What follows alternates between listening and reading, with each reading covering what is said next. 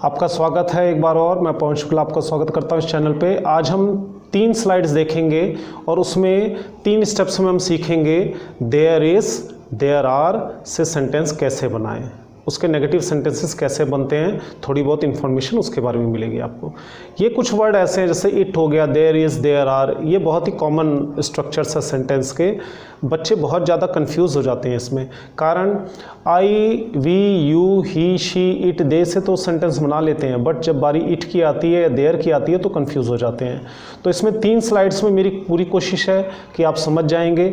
जिन बच्चों को आता है वो भी ज़रूर देखें, जिनको नहीं आता है वो वीडियो को लास्ट तक देखें, क्योंकि डिटेल में जो आपको मैं बताने जा रहा हूँ वो आपको वीडियो के लास्ट तक देखना ही होगा। और फिर इसकी प्रैक्टिस आप अपने घर पे करें। अपने साथ एक पेन और पेंसिल हर वीडियो में, जितनी भी वीडियोस हैं मैंने आपको बताया कि अपने साथ लेके बैठें और उसको करने का प्रयास करें, उसकी कोशिश करें। Give your best and get the rest, एक पुरानी कहावत है इसमें। तो मैं उम्मीद करता हूँ कि इस वीडियो में आप बहुत कुछ सीखने वाले हैं। तो पहली स्लाइड में आप देखिए, there is, there are, there is, there are no, there is, there are not any. जैसे देयर का यूज़ कब होता है इसके बारे में पहले मैं आपको बता दूं। देयर और इट 2 वर्ड ऐसे हैं जो यहाँ या वहाँ की यूज़ करते हैं। जैसे there are 2 boys in the class, class में 2 बच्चे हैं। अगर मैं सीधा ये कह दूँ 2 बॉयज़ इन द क्लास, ये सेंटेंस गलत होगा। आई, वी, यू, दे के साथ तो आप सेंटेंसेस बना लेते हैं, बट जैसे आज गर्मी है, कोल्ड टुडे, ऐसा नहीं हो सकता। कोल्ड इज़ टुडे, ये गलत है। इट इज़ कोल्ड टुडे अगर सर्दी है तो। अगर गर्मी है इट इज़ हॉट टुडे। अगर बारिश का मौसम है it is a rainy day. यहाँ पे आई एम रेनी डे नहीं लग सकता है। रीज़न है आई, वी, यू, दे, ये पर्सन्स के लिए यूज़ होता है। बट कई बार पर्टिकुलरली जब हमें किसी प्लेस के बारे में बताना हो, यहाँ, वहाँ, ऐसा, तो उसके लिए हम देयर इज़, देयर आर करते हैं। जैसे किसी ने आपसे सवाल पूछा, how many students are there in the class right now, तो आप उसका जवाब क्या देंगे, शुरुआत कैसे करेंगे सेंटेंस की। तो इसे इंट्रोडक्टरी सब्जेक्ट की तरह भी लिया जाता है। देयर और इट 2 वर्ड ऐसे हैं जिसे इंट्रोडक्टरी सब्जेक्ट की तरह लिया जाता है, क्योंकि इसकी जगह हम आई, वी, यू, दे से इसका जवाब नहीं दे सकते हैं। तो यहाँ पे देयर लगाते हैं। There means class. जैसे मैंने एक जवाब दिया, there are 40 students in the class, तो देयर मीन्स मैं क्लास की बात कर रहा हूँ। There are 20 teachers in my school, इसका मतलब देयर का मतलब क्या हो गया, मैं स्कूल की बात कर रहा हूँ कि हम कहाँ, स्कूल में। There in the school there are 20 teachers, there are 40 students in the class. इस तरह से हम इनको इंट्रोड्यूस करने के लिए करते हैं। अगर मान लीजिए मुझे ये बताना हो किसी गार्डन में एक बिग ट्री है, तो हम कैसे बताएंगे there is a big tree in the garden. हम डायरेक्ट ये नहीं लिख सकते big tree is in the garden. हालांकि इसके बारे में कुछ जो टीचर्स हैं उनकी अलग अलग भ्रांतियां हैं, लेकिन जो करेक्ट वर्ड ऑर्डर है ग्रामेटिकली अगर हम देखें तो हमें इनकी शुरुआत देयर से ही करनी चाहिए। आइए देखें कुछ एग्जांपल्स, तो आपको और ज़्यादा क्लियर होंगे। स्लाइड में देखिए आप, there is a big tree in the garden, garden में एक बड़ा पेड़ है। There is a good film on TV, there is a good news, there is a school, there is a hospital, there are 2 teachers in the school, there are 26 letters in English। इस slide में आप देख रहे हैं, अब जैसे there are 26 letter in English for example अगर मैं आपको बताऊं, अब मैं ये तो कह नहीं सकता 20 letters are in English, ये गलत है। There are 26 letters in English. There are 2 teachers in the school, तो हम ये नहीं कह सकते कि in the school 2 teachers are, या 2 teachers are in the school, या there is a school। अगर हमें कहना हो कहीं पे एक स्कूल है तो हम इसको ऐसे नहीं कह सकते school is there, सेंस बदल जाता है। तो हमें इन बातों का ध्यान रखना है। इन सेंटेंसेस को आप गौर से देखिए, इनके वर्ड ऑर्डर को आप गौर से देखिए। ऊपर आप देख भी रहे हैं स्लाइड में, वहाँ पर दिया हुआ है देयर इज़ आर, उसके बाद में बाकी सारे words. There is are, is लगता है तो इज़ लगाइए, आर लगता है तो आर लगाइए। इज़ आर नो, जैसे there is no student in the class, यहाँ पे नो भी लगा सकते हैं। There is not any student in the class, no अगर आप लगाना चाहते हैं सेंटेंस में, इसके ऊपर मैं पर्टिकुलरली किसी और दिन वीडियो बनाऊंगा। What's the difference between no and not.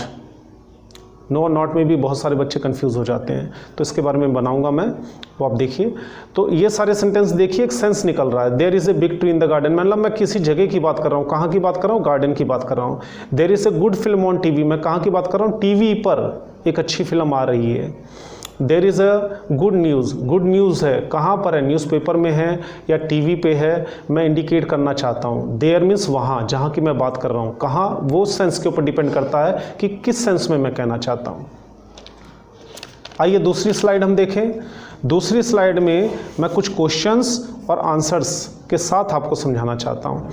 अक्सर देयर इज़ या देयर आर से जब हम आंसर देते हैं, अगर हम कोई बात बता रहे हैं सिंपली, तब तो देयर इज़ देयर आर का यूज़ कर सकते हैं ऐसे सेंटेंसेस का। लेकिन कई बार क्या होता है, हमसे कोई सवाल भी अगर कर लेता है, how many, how much, how many और हाउ मच के लिए मैंने एक अलग से वीडियो बना रखी है, आप उसमें जाके देख सकते हैं। अगर आपसे कोई सवाल कर लेता तो उसका जवाब देयर इज़ या देयर आर से कैसे दिया जाता है, इस स्लाइड में आप ये सीखेंगे। How many students are there in the class, there are 35 students in the class. There means class की बात हो रही है। उन्होंने कहाँ पूछा, क्लास के बारे में, तो मैंने देयर बताया। देयर सेंस निकल रहा है मतलब वहाँ, वहाँ कहाँ, क्लास के अंदर। How much water is there in the glass, यहाँ ग्लास के अंदर जो जगह है उसकी बात हो रही है कि कितना पानी है वहाँ, वहाँ कहाँ, there in the glass. There is little water in the glass, बहुत कम पानी है। लिटिल मीन्स नेगेटिव सेंस में यूज़ करते हैं, लिटिल, सम थोड़ा पॉजिटिव हो जाता है। इस तरह से कई वर्ड्स और हैं जिनके बारे में आप जानेंगे बाद में। Third is what is there on the table, मैं टेबल की बात कर रहा हूँ कि टेबल पर क्या है, वहाँ क्या है टेबल पर, तो उसका जवाब ये there is a pen on the table. There मतलब वहाँ जहाँ आपने पूछा, कहाँ पूछा, टेबल के बारे में पूछा, तो उसमें there is a pen on the table. When is the train, train कब है, there is a train at 10:30। यहाँ देयर को इंट्रोडक्टरी सब्जेक्ट की तरह यूज़ किया है। There means on the platform, platform पे की बात कर रहा हूँ मैं। देयर, जब स्कूल की बात हो रही थी तो मैंने देयर का जो सेंस निकाला है वो स्कूल की बात हो रही है। जैसा सवाल है उसमें जब भी आपको जगह की ओर इंडिकेट करने के लिए, इशारा करने के लिए यूज़ किया जाए तो वहाँ पे देयर यूज़ करेंगे। देयर का अपने आप सेंस हो जाता है वहाँ पर कि आप जहाँ की बात करें, मैं वहीं की बात बता रहा हूँ। तीसरी स्लाइड देखिए, आपको थोड़ा और क्लियर होगा।